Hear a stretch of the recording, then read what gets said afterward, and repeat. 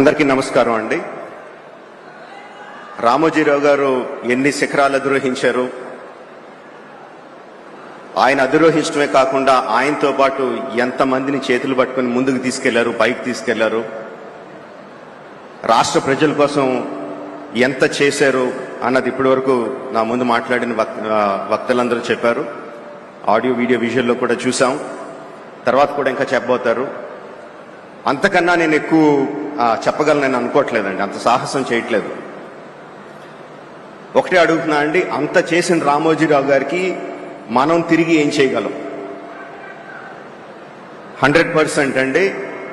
ఆంధ్రప్రదేశ్ రాష్ట్ర ప్రభుత్వాన్ని, తెలంగాణ రాష్ట్ర ప్రభుత్వాన్ని, కేంద్ర ప్రభుత్వాన్ని కూడా రిక్వెస్ట్ చేస్తున్నాను ఈ వేదిక మీద నుంచి, రామోజీరావు గారికి భారతరత్న ప్రదానం చేయడం సముచితం, సబబు.